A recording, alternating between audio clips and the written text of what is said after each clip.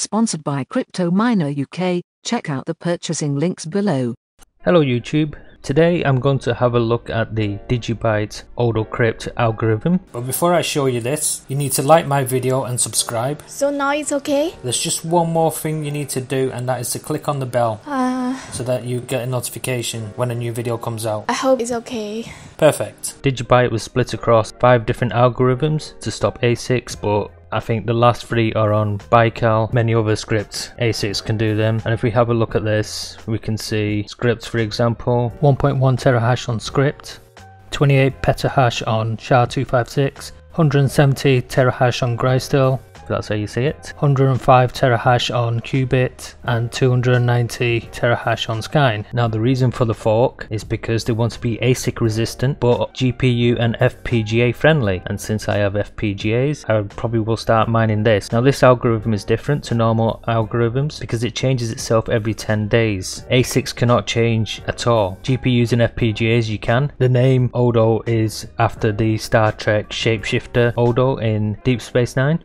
In fact, it's only going to replace the myr-groestl algorithm, not the other ones. That was 170 terahash per second. This is going to happen in 25 days time, so instead of waiting, I think I should get started on this now, before it's released to the public. There's a new firmware that's been released, and the file name is slightly different. It says SD card on there, and that is because this firmware allows the use of the SD card. As this bit stream is very large, it would probably mean you have to delete all of the bit streams. So now the blackMiner F1, F1 Plus and the F1 Mini now supports reading from the SD card. The interface has changed. To upload a firmware we need to go into configuration, then upgrade, choose the image, and then upload. Whilst that's uploading, we'll have a look at the bit streams, and we can see we've got a config file, ignore this desktop file, and then we've got 4 bitstream files. Each file is about 9.5 meg, which would mean I would have to delete 4 bitstream files from the miner if I wanted to use this single algorithm. Looking at the system page, the firmware is updated to the 10th of June version. To upload the bitstreams, we need to open up WinSCP, change the protocol to SCP, type in the IP address, and enter in the username and password as root and root if you haven't changed it. Now this isn't going to let me upload to the SD card because there's no SD card inside the miner. You need to buy an SD card, so I'll just teleport here.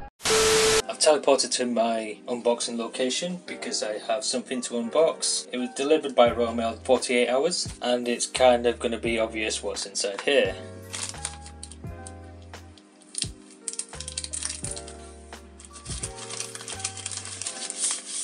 There's an invoice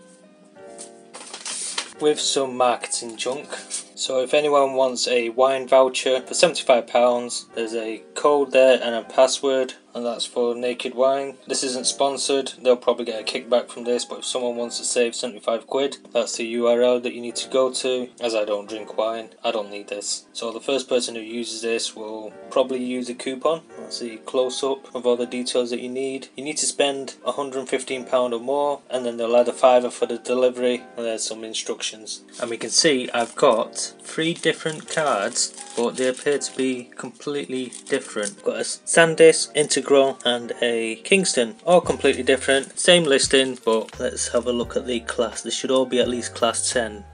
So that's out of focus. There we go. So the first one's class 10, second one's class 10, UHC1. First one does say 1 on it, but I don't know if that's a UHC1. And then the last one is a class 4. So I need to check to see what was on the specification. Was it class 4 that I ordered? I got these really cheap. It was £8.13 for the 3 of them, or £2.26 before VAT, and that included delivery. Before I can use these cards, I need to test to see if they are the rated capacity and if all the sectors are good. So I'm going to use H2 Test W software, which is the first software that you should use on every single memory device, whether it's a hard drive, USB stick, or a memory card. That way you can be sure that you purchased a legitimate card or memory device.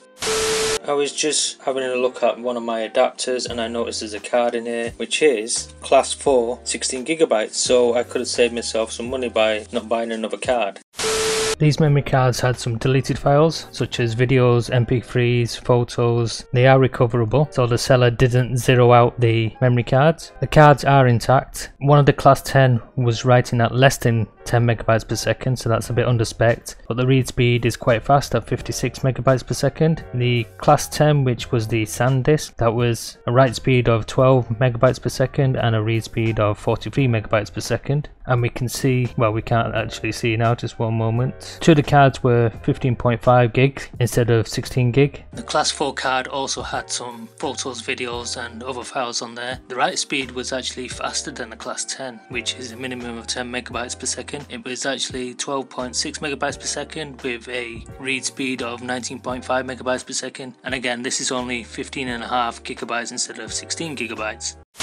I've teleported to the mining location, and this is the F1, this is the control board, but there's no SD card on this board. It's actually the AntMiner board, which you might be able to see. Just underneath this metal bit here, there's a board there, and then here is where the SD card is, so I'm going to try and get another shot. So the other board is up here, and then you've got the SD card slot there. The SD card goes in with the pins facing upwards.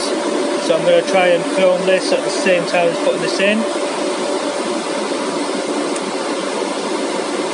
Once it's in, you just push it in to lock it into position. It clicks, which you probably can't hear because of the other miners, and now that's in position.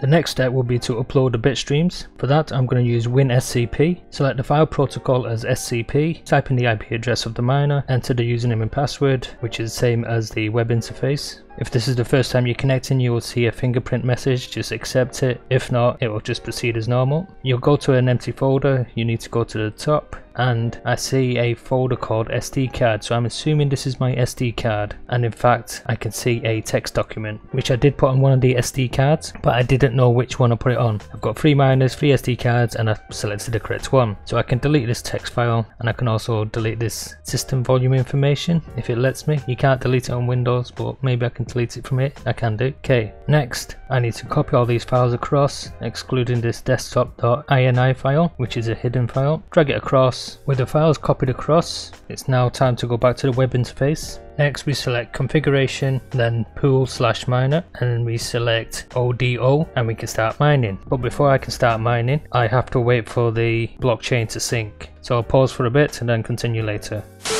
The miner's been mining for a few minutes, and we can see we're already hitting some blocks. You can see the notification in the corner. After a few minutes we can see I've got about 70,000 coins. If I enter that into CoinGecko, we can see that adds up to $1,025. If you've liked this video and found anything useful, leave a thumbs up. If you haven't done already, please subscribe and click on the bell for more notifications. And could you also like my Facebook page? And I'll see you next time.